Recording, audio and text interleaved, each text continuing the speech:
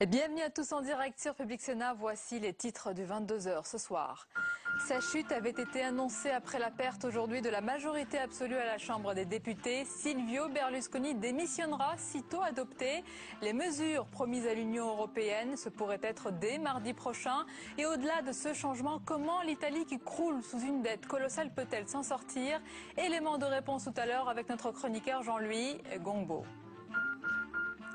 Le bilan des intempéries dans le sud-ouest de la France s'élève à 5 morts. Et ce soir, de fortes rafales de vent et des pluies soutenues continuent de s'abattre sur le département du Var, placé en vigilance orange. Chez les riverains qui gardent un souvenir très douloureux du déluge de 2010 et de ses conséquences, la colère monte. Notre invitée ce soir, la sénatrice UMP du Var, Christiane Hummel. Et puis il a mis le feu à l'Assemblée nationale en accusant le PS d'avoir pris le pouvoir par effraction en 1997. Le ministre François Baroin a déclenché les foudres socialistes et fait rarissime. La séance des questions au gouvernement a été levée tandis que les députés de l'opposition quittaient un à un l'hémicycle. Ce soir, Lionel Jospin juge scandaleux de tels propos. Bonsoir et merci d'être en notre compagnie ce soir. Le chef du gouvernement italien a certes remporté un vote test sur le budget aujourd'hui à la Chambre des députés. En revanche, il a perdu la majorité absolue, un revers qui le contraint à la démission. Ce soir, il précise d'ailleurs qu'il quittera ses fonctions sitôt votées les mesures budgétaires et de réforme économique pour éviter la contagion de la crise de l'euro. Saveria Rojek. Ces jours à la tête du gouvernement italien sont désormais comptés. Silvio Berlusconi devrait quitter le pouvoir dans les prochains jours. C'est ce qu'annonce ce soir la présidence de la République italienne. Déjà tout à l'heure, la Ligue du Nord, son principal allié, le poussait à démissionner. Je lui ai demandé de se mettre en retrait. Cet après-midi, lors d'un vote crucial, le bilan 2010 de l'État a pourtant été adopté. Mais Silvio Berlusconi a perdu la majorité absolue à la Chambre des députés. Je vous demande, Monsieur le Président du Conseil, de toutes mes forces, de prendre finalement acte de cette situation, de prendre une initiative et de présenter votre démission. Il Cavaliere pourrait donc quitter le pouvoir dès la semaine prochaine, après l'adoption des mesures anti-crise promises à l'Union européenne. Bruxelles, qui tout comme les marchés ce soir, s'inquiète d'une situation économique jugée catastrophique. Et tout de suite, la chronique de Jean-Louis Gongbo. Bonsoir Jean-Louis. Bonsoir Sonia. Alors Berlusconi parti, ou presque, qu'est-ce que ça va changer pour la dette italienne? Alors c'est très important et d'ailleurs l'exemple grec nous confirme la chose. On ne peut pas faire de réformes importantes face au volume de dette sans un consensus national minimum. C'est vrai pour tout le monde, c'est vrai pour les Grecs, les Italiens, les Irlandais, et c'est particulièrement vrai pour les Italiens. Pourquoi? Parce que la dette italienne est en grande partie, et c'est une originalité dans l'Europe, une originalité positive, est en grande partie financée par l'épargne intérieure italienne. Ce n'est pas, par exemple, le cas de la France, qui se finance essentiellement sur l'extérieur, sur les marchés internationaux. Certes, d'abord européens, mais internationaux quand même. Donc les Italiens, leur dette, elle est financée grâce à la confiance des Italiens. Si cette confiance, et on voit bien qu'elle s'écorne de jour en jour, s'épuise, il n'y aura pas d'alternative extérieure pour financer la dette italienne compte tenu du contexte actuel. Aujourd'hui, les Italiens paient 7% de taux d'intérêt sur leur dette qu'ils émettent tous les jours pour financer leur budget.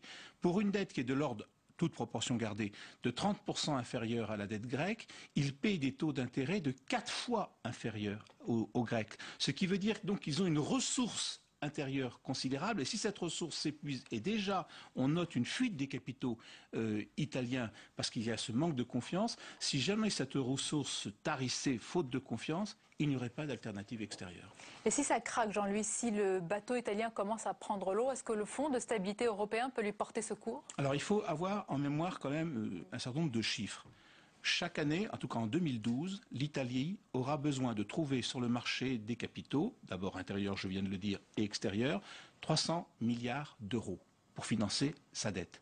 Or, le Fonds européen de stabilisation financière que vous venez de citer a en caisse 240 milliards d'euros. Donc vous voyez bien que rien que pour l'Italie. Alors si vous additionnez l'Italie, si vous additionnez l'Irlande, le Portugal, la Grèce et peut-être l'Espagne, c'est comme si on demandait, si vous voulez, à ce qui fait une espèce d'éléphant, comment abattre cette dette éléphantesque avec un fusil à plomb, en quelque sorte.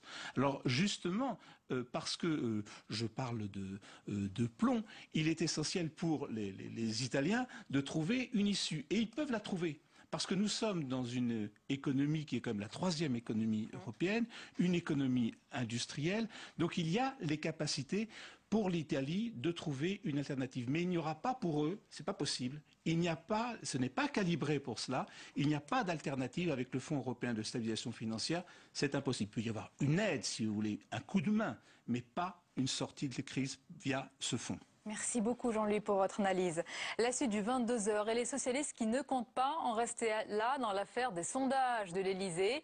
Au lendemain d'un arrêt de la Cour d'appel de Paris invoquant l'immunité pénale du chef de l'État et refusant donc l'ouverture d'une enquête pour soupçon de favoritisme sur l'un des contrats de sondage passés par l'Elysée, les sénateurs PS devraient former une commission d'enquête sur ce sujet. Tous les détails avec Julie Dungelhoff. Une enquête aura finalement lieu dans l'affaire des sondages de l'Elysée. Après le refus hier de la Cour d'appel de Paris d'ouvrir une information judiciaire, c'est une enquête parlementaire qui va débuter. Le sénateur André Valigny a obtenu aujourd'hui la création d'une commission au Sénat. L'affaire concerne une convention signée en juin 2007, sans mise en concurrence, entre l'Elysée et la société Publifact, dirigée par Patrick Buisson, un proche de Nicolas Sarkozy, dont il est aujourd'hui le conseiller. La Cour des comptes avait déjà épinglé ces dépenses jugées contestables. Tout ça n'est pas très clair, tout ça demande à être éclairci puisque la justice est impuissante ou empêchée de faire son travail. Je pense que c'est le rôle du Parlement que de faire le sien et de contrôler ce que fait le gouvernement. Car le Parlement n'est pas là que pour voter des lois, il en vote beaucoup, trop parfois, il n'est pas là que pour voter le budget. Il est là aussi et surtout, le Parlement, pour contrôler ce que fait le gouvernement. À droite, on dénonce un coup politique à quelques mois de l'élection présidentielle. Il n'y a pas de problème en termes juridiques. Je crois que cela respire quand même d'assez près la période électorale qui s'approche. La commission d'enquête devrait être constituée d'ici début décembre et s'étendre au sondage commandé à la société de Pierre Giacometti, un autre proche de Nicolas Sarkozy. Et c'est un peu « je t'aime, moi non plus » en ce moment entre le Parti Socialiste et Europe Écologie Les Verts après avoir manqué de s'étrangler hier soir suite à la déclaration de François Hollande sur la construction de l'EPR. Les écologistes ont décidé de suspendre les négociations avec leurs partenaires avant de décider de les reprendre dès jeudi. Mais clairement, le ton se durcit. Margot Aubrio. L'EPR de Flamanville, ils en ont fait leur bataille. Les écologistes exigent l'arrêt de la construction de ce réacteur nucléaire, un réacteur 3e génération dont la mise en service est prévue pour 2016. La fin de Flamanville, c'est à cette condition seulement, que les écologistes négocieront avec le Parti socialiste, à la clé, un accord pour 2012. Alors quand François Hollande déclare vouloir poursuivre le chantier, le ton se durcit. C'est surprenant sur le moment de son intervention, c'est surprenant sur le ton, c'est surprenant sur le fond, parce que c'est un propos qui avait l'air assez définitif. Il n'y aura pas d'accord si ce point-là n'est pas réglé. Pas de rupture des négociations, assure-t-on, du moins pas encore. Le calendrier est de plus en plus serré, il ne reste que 10 jours pour trouver un accord. Côté socialiste, on défend la ligne de François Hollande, réduire la part d'énergie issue du nucléaire de 75% à 50% d'ici 2025 et on dédramatise.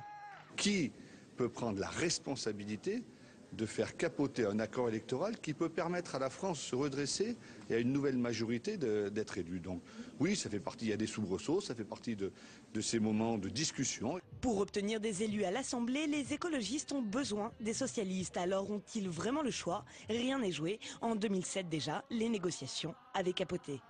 Ont-ils vraiment le choix? Justement, on voit tout cela avec notre invité politique. Il est député européen, Europe Écologie Les Verts, et conseiller d'Eva Joly, Yannick Jadot. Bonsoir. Bonsoir. Bienvenue à vous. Quelle a été votre réaction hier soir devant votre téléviseur quand vous avez vu François Hollande? Écoutez, un peu déçu, effectivement, mais on sait que le moment d'une négociation est un moment où il y a du chaud, il y a du froid, il y a des tensions. Et puis là, vous placez le curseur dans le glacial ? Dans le moment de tension, incontestablement. Maintenant, les écologistes n'ont pas suspendu la négociation, simplement, il y a plusieurs positions qui s'expriment au sein du Parti socialiste sur le PR de Flamanville. Nous, on attend une clarification de la position du Parti socialiste, parce que on a toujours l'impression... C'est leur chef qui a quand même parlé, là, il a été clair. Écoutez, c'est leur chef. Il dit moi, je souhaite poursuivre le chantier de Flamanville si les conditions de sûreté et de sécurité sont remplies. Nous dénonçons depuis le début dans cette affaire de l'EPR, y compris les problèmes de sûreté et de sécurité. Il faut savoir que l'autorité de sûreté nucléaire française, finlandaise, britannique ont dénoncé les problèmes de sûreté et de sécurité de l'EPR. Et puis surtout, quand on focalise là-dessus, c'est pas une lubie ou un totem pour nous. Simplement, si on veut sortir Nicolas Sarkozy de l'Élysée, si on veut construire une nouvelle coalition gouvernementale et parlementaire, c'est aussi pour changer la France. Et changer le paysage énergétique, c'est créer des emplois, c'est créer des PME, c'est aménager le territoire. Et l'EPR de Flamanville, vous ne pouvez pas avoir de rupture énergétique si votre principal projet dans votre quinquennat, c'est de construire des centrales nucléaires. Là, simplement, on en reprend pour 50 ans. Et je voudrais juste préciser un petit point. Le 10 mai... C'est l'EPR qui va faire perdre François Hollande. Il y a pour lui une responsabilité politique. Vous savez, quand il était premier secrétaire, le 10 mai 2004, vous avez un communiqué qui sort du Parti socialiste. L'EPR est en débat à l'Assemblée nationale et le Parti socialiste dit son opposition à la construction d'un EPR en France. En 1997... Tout le monde évolue, non. Ne me refaites pas toute l'histoire. Attendez, j'ai une question. La question, elle devient politique. C'est important. La question, elle est profondément politique. Parlons de vous. Sur la forme, vous parlez des suspensions de discussion, d'absence d'accord de gouvernement. Si on ne suit pas vos idées, est-ce que vraiment c'est là l'image d'un parti ouvert que vous voulez donner ce soir au public ? Mais la question, c'est pas d'avoir un parti ouvert. Nous sommes un parti vert, nous sommes un parti écologiste. Le ou est important. Non, mais attendez, si dans ce pays, on n'arrive pas, comme l'Allemagne, l'Espagne, la Belgique, comme d'autres pays, à engager une transition énergétique, à sortir du risque Fukushima et à donner une incroyable opportunité industrielle, économique et sociale. Même Jospin, en 97, il arrête Superphénix. Aujourd'hui, si la France n'arrive pas à se mettre un peu dans le train de tous nos voisins européens, c'est pas la question, c'est pas de la fermeture. C'est au contraire, c'est la France qui en ce moment est en train de s'enfermer sur le... Vous avez posé un ultimatum, ça vous Non, on ne pose pas un ultimatum. Si vous ne suivez pas, il n'y a pas d'accord. Comment vous appelez ça ? Imaginez qu'on dise au Parti socialiste, si vous voulez un accord avec les écologistes, et ça ne sera jamais notre demande puisque nous défendons les services publics, mais qu'il y ait un parti qui dise, nous on veut bien un accord avec les socialistes si demain ils privatisent l'éducation nationale. Ils diront non. C'est totalement contraire à nos idéaux, c'est totalement contraire à nos valeurs, c'est totalement contraire à ce qu'on veut faire. Si on veut changer la France, on ne veut pas simplement sortir Sarkozy, on veut changer la France de sa crise, on veut changer son paysage énergétique. J'entends parler avec beaucoup de conviction et même, j'allais dire, de force. On dirait une position de force. Quand on est crédité de 3 et 4% dans les sondages, comme Eva Joly, je vais terminer ma question, est-ce qu'on... 3, 4 selon les derniers, est-ce qu'on peut vraiment élever la voix plus fort que le candidat socialiste qui en récolte 10 fois plus ? Mais écoutez, la politique, c'est pas seulement une question d'arithmétique. Si François Hollande considère qu'il peut gagner seul cette élection présidentielle et l'élection législative derrière, s'il considère qu'il doit gouverner seul, son intérêt n'est pas de passer un accord avec les écologistes. Si au contraire, il considère que les écologistes, qui ont pesé 16% aux européennes, 12% régionales aux cantonales, qui pèseront plus lourd que les 6% que les derniers sondages ces jours-ci nous annoncent, eh ben, il doit rassembler. Non, mais il doit rassembler. Il doit rassembler les écologistes, qui sont une partie prenante de la population. François Hollande a fait de la jeunesse sa priorité.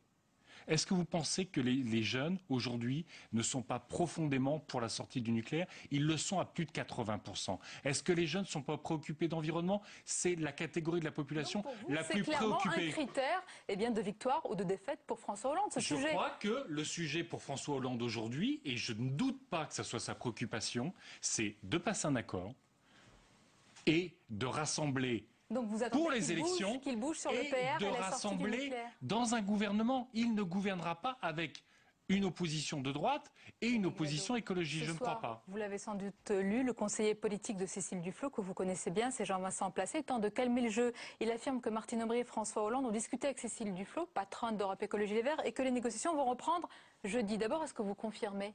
Mais bien sûr qu'on confirme. Mais comme je l'ai dit. Pourquoi on ne parle pas d'Eva Joly dans ce communiqué? Mais parce que Eva Joly... Non mais vous savez, reprenez l'histoire de la primaire socialiste. Oula. Non, je reprends juste. À la fin de la primaire socialiste, François Hollande dit « Les négociations qui ont été engagées avec les socialistes n'ont pas intégré suffisamment mes équipes. Donc moi, je souhaite contribuer, participer à cette négociation parce que j'ai été un peu à l'extérieur jusqu'à maintenant. » On n'a pas ce problème, c'est les écologistes. Eva Joly est candidate à la présidentielle. Elle a toute confiance dans le mouvement et dans Cécile Duflot. Vous avez confiance en elle? Une parenthèse, à 3 ou à 6%, elle reste la candidate. Mais elle est la candidate des écologistes. Vous savez qu'on sort d'une primaire qui a écrasé un peu tous les autres candidats. Vous voyez, à la une du Monde, les premiers essoufflements dans la campagne de Monsieur Hollande. Est-ce que vous diriez aussi, ça peut être demain, les premiers essoufflements dans la campagne de Madame Joly? Mais Madame Eva Joly, aujourd'hui, après la primaire socialiste, après cette période qui est en construction d'un accord entre les écologistes et les socialistes, elle est à la relance. Elle travaille sur la République, elle était à Fukushima, elle fait des visites de terrain, elle était aujourd'hui sur des questions de la pauvreté et notamment chez les jeunes. Elle fait son travail de candidate.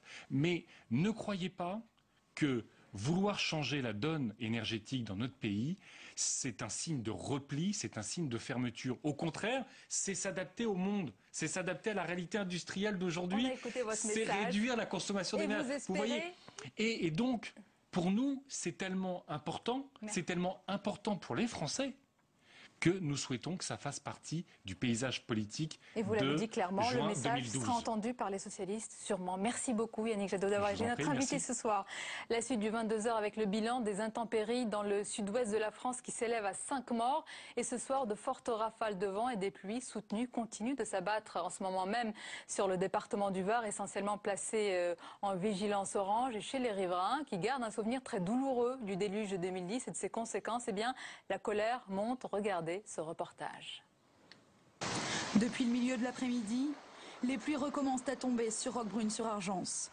La commune est l'une des plus touchées du département du Var. Les pompiers sont à pied d'œuvre depuis 2 jours, le sentiment d'un éternel recommencement. Tout le travail qu'on a fait depuis 2 jours sera recommencé, et puis surtout pour les habitants du secteur, ils sont encore plus démoralisés qu'il y a 2 jours. Devant la montée des eaux, la priorité des pompiers est d'alerter les habitants.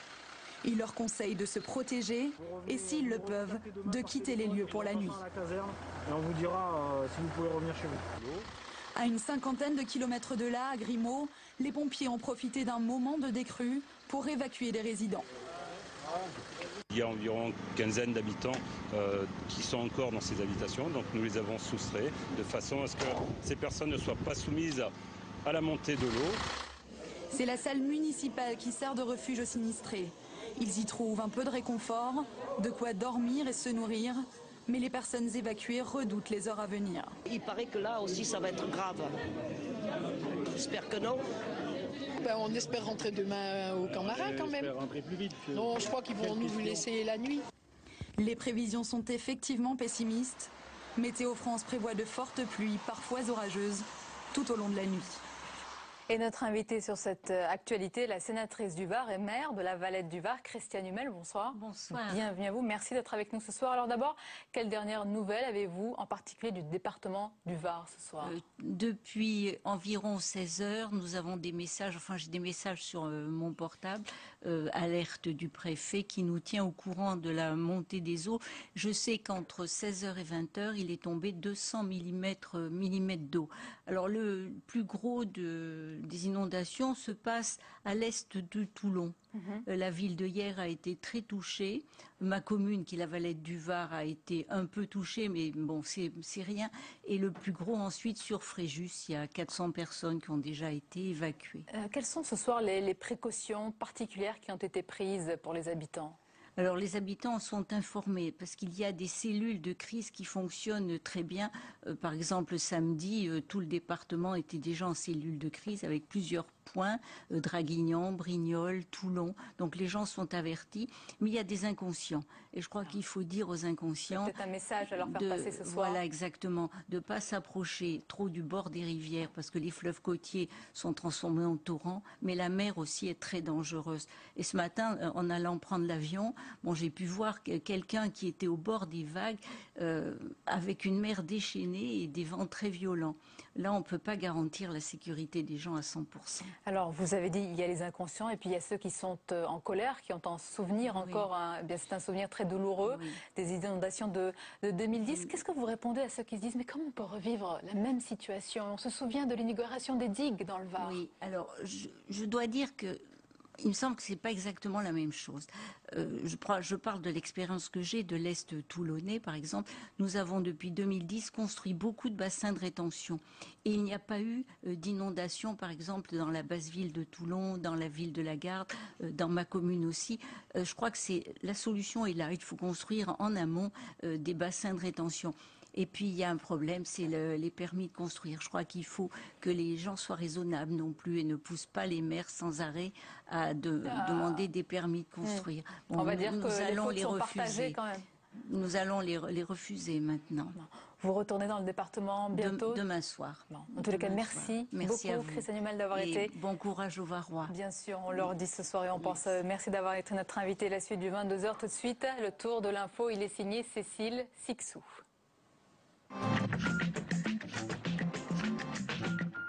Des socialistes outrés qui quittent l'hémicycle, c'était cet après-midi à l'Assemblée nationale lors des questions au gouvernement. Celui qui met le feu aux poudres, c'est François Baroin. Est-ce du courage de mentir, de basculer dans la démagogie, de taire la vérité, de vous accrocher à des vieilles lunes socialistes qui vous ont certes conduit par effraction au pouvoir en 97. Fait rarissime, suite à cette bon cas, Bernard Accoyer lève la séance. Ce soir, le Parti socialiste parle de faute politique et demande des excuses au ministre. Autre réaction, celle de Lionel Jospin. Il juge l'intervention de François Baroin scandaleuse. Numéro de téléphone portable, adresse personnelle, date de naissance, situation maritale. Les données personnelles d'un millier de cadres de l'UMP ont été piratées et sont disponibles sur Internet. Le hacking politique est immense, même les coordonnées de Jean-François Copé et David Douillet sont sur le web. L'UMP a décidé de porter plainte contre X. Le prix Edgar Faure, un prix littéraire qui perpétue la mémoire d'un illustre homme et qui récompense un ouvrage politique. Il a été décerné il y a quelques heures au Sénat et les lauréats de la 5e édition sont Fabien Lecoeuvre et Florence Pavot-Drory, récompensés pour leur ouvrage sur François Mitterrand. Au-delà d'être un livre biographique, c'est un livre d'histoire, de la grande histoire que les gens peuvent conserver quelque part si on doit garder un souvenir, à mon sens, du président François Mitterrand. Ces 150 photos inédites le font sortir du lot des livres sur l'ancien président socialiste. 324 600 km, il ne passe pas loin. Ce soir, vers minuit, un astéroïde gros comme un porte-avions devrait frôler la Terre. Mais pas de danger, surnommé 2500 YQ55. L'objet céleste est suivi de près par la NASA. Aucun météorite ne s'était approché aussi près de la Terre depuis 1976.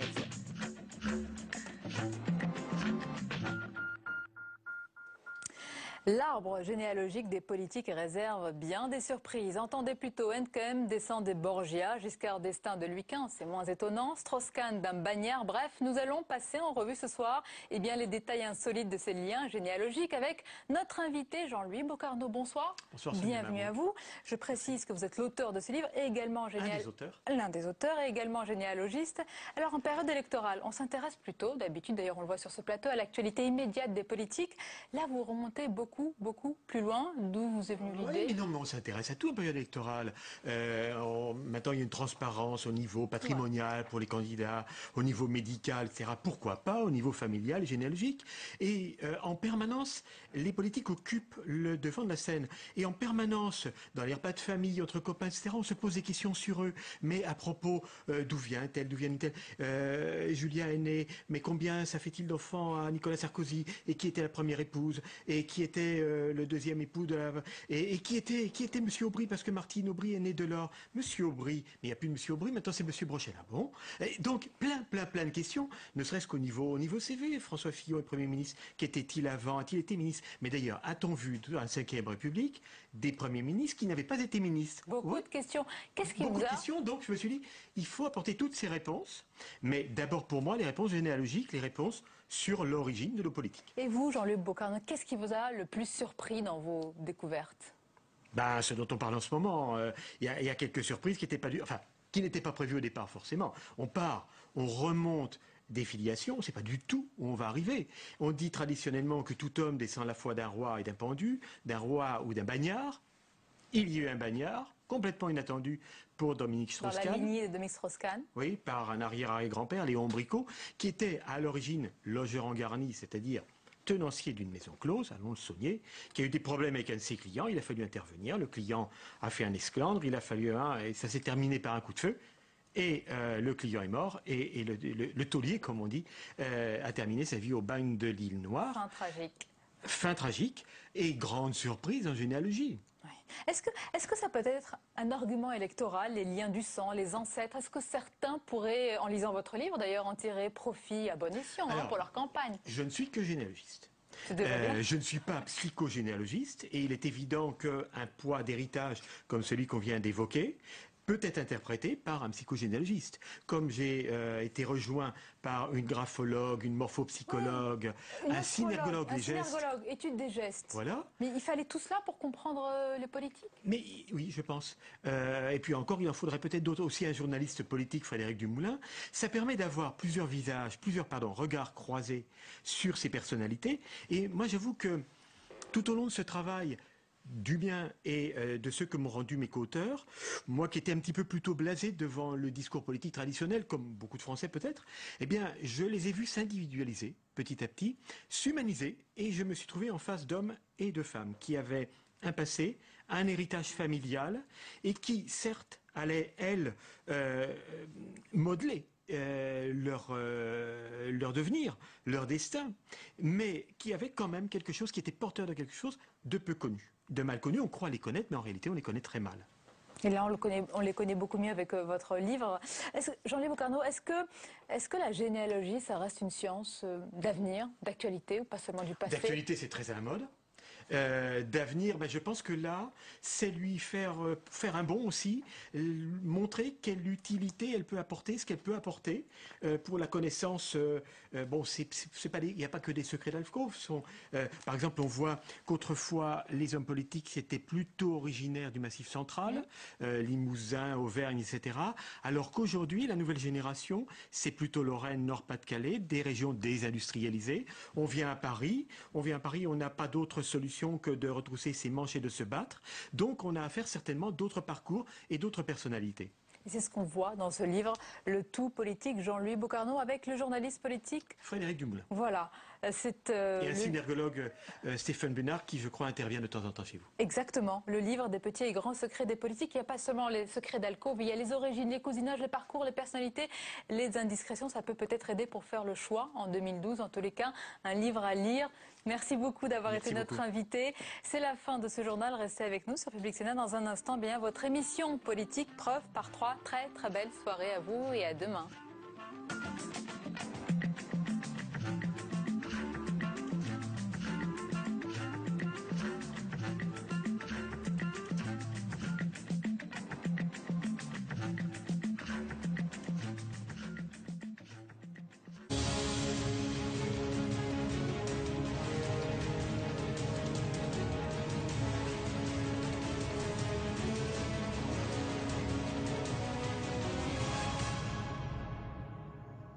Vincent Payon est l'invité ce soir de Preuve par 3. Bonsoir. Bonsoir. Merci d'être avec nous. Votre candidat traverse un délicat entre-deux. Il est contraint de sortir de son silence médiatique, de revoir sa copie et de gérer des alliés verts compliqués. Alors sur ce calendrier de François Hollande, sur les accords de gouvernement à gauche, nous y reviendrons dans quelques minutes avec Sabine Vipo de l'AFP. Et puis en troisième partie, Mickaël Zamès de Public Sénat reviendra sur votre personnalité, Vincent Payon, liaison entre coup d'éclat et disparition. Mais tout d'abord, je vous propose de commencer cette émission par cet incident cet après-midi à l'Assemblée nationale avec l'annulation exceptionnelle des questions d'actualité au gouvernement après que François Baroin a accusé la gauche d'avoir pris le pouvoir par effraction en 97. Je vous propose de regarder cette séquence. On commente, après on réagit. Est-ce du courage de mentir, de basculer dans la démagogie, de taire la vérité, de vous accrocher à des vieilles lunes socialistes qui vous ont certes conduit par effraction au pouvoir en 97, et vous n'avez rien fait, de la croissance venue de l'extérieur à travers la bulle Internet. Oui, par effraction. Je vous en prie, mes chers collègues, on se calme. Que vous avez rédigé l'affaire des 35 heures. On se calme. C'est sur un point de table que vous avez rédigé, monsieur Strauss-Kahn et madame Aubry, l'affaire des emplois de jeunes. Et c'est sur un coin de table que vous êtes arrivés, en effet, aux affaires. Et c'est sur un coin de table que vous rédigez un Alors Vincent Peillon, c'est quoi? C'est le dérapage d'un ministre fatigué? Oui, je crois que François Baroin est une victime de plus du sarkozysme. Hein. On met beaucoup d'agitation, d'énervement, de violence dans la vie politique. C'est ce que fait Nicolas Sarkozy tout le temps. Et François Baroin, qui jusque-là m'avait semblé quelqu'un de plutôt calme, doit passer trop de temps avec le président. Il pense que la politique, c'est la guerre, c'est l'injure, c'est la schématisation. Et il a dérapé. Voilà. Il faut qu'il se repose un peu, il faut surtout qu'il fréquente un peu moins M. Sarkozy. C'est même une faute politique, vous diriez, ce soir? Écoutez, c'est surtout le spectacle. Je crois qu'on va avoir une campagne électorale dans une situation de crise profonde. C'est le symptôme en fait d'une tension déjà importante entre la gauche et la droite? Je ne sais pas, mais en tout cas, il faut que ceux qui sont en responsabilité, ce n'est pas une mince responsabilité que celle de M. Baroin d'être ministre de l'économie dans ce climat, fassent un effort pour monter un peu le niveau de jeu et le débat. Parce que avant même son dérapage, tout y préparait. Hein. Il n'y avait pas un argument, il y avait des injures, ce traité de menteur, ce traité. Je ne crois pas que c'est ce débat dont la France a besoin. Mais j'avais déjà noté que dans son intervention présidentielle, Nicolas Sarkozy a toujours fait ça. Toujours fait ça. Désigner des gens, injurier, rappeler les choses qui sont faites il y a 10 ou 15 ans, schématiser. J'ai noté d'ailleurs que dans son intervention normalement présidentielle, après 8 mois de silence, il était déjà extrêmement polémique, alors qu'on allait aborder cette phase très importante de la crise de l'euro et du G20. Voilà, ben voilà le résultat. Et je le redis, je pense que c'est une victime de plus du sarkozysme. Alors, au lendemain de son investiture le 22 octobre, François Hollande s'était juré d'observer une cure d'austérité médiatique. Et de fait, depuis, on l'entend un peu partout, on lit des interviews longues, mais toujours en réaction aux annonces du chef de l'État et du gouvernement. Est-ce que François Hollande, de leader politique, il est devenu aujourd'hui suiveur, commentateur ? Je pense que le problème, c'est celui des commentateurs eux-mêmes. L'espace public, l'intelligence collective, nous la partageons. Il se fait que François Hollande n'est pas encore président de la République. Il le sera en mai, j'en suis convaincu. Absolument. Et donc, c'est pas lui qui dirige le G20, c'est pas lui qui prend les décisions pour la France, c'est pas lui qui fait le plan de rigueur, mais il a, parce qu'il est le chef de l'opposition, à le commenter, les Français l'attendent, il est quand même à près de 60% dans les sondages. Qu'en pense-t-il et que ferait-il? C'est ce qu'il fait, et évidemment, comme il faut commenter, on a ces commentaires étonnants. Moi, je suis très étonné. Vous dites qu'il doit commenter, mais est-ce qu'il ne doit pas aussi proposer, imposer son tempo à lui et pas le subir? Mais c'est que vous écoutez mal ou que vous lisez peu, puisque c'est ce qu'il fait depuis plusieurs mois, et que par exemple, dans les solutions qui ont été adoptées en octobre... Du timing, oui, d'accord, mais comme c'est pas lui qui a la décision, quand il dit au mois de juillet, il faut que les banques annulent pour partie 50% déjà la dette de la Grèce, sinon on ne s'en sortira pas. Tout le monde ricane, le président de la République et tous les commentateurs qui derrière pensent que leur fonction est toujours de redire après le président de la République ce qu'il dit. Et que fait le président de la République? Mais sous la contrainte et 3 mois trop tard, c'est cela. Donc François Hollande fait des propositions, il en a fait encore.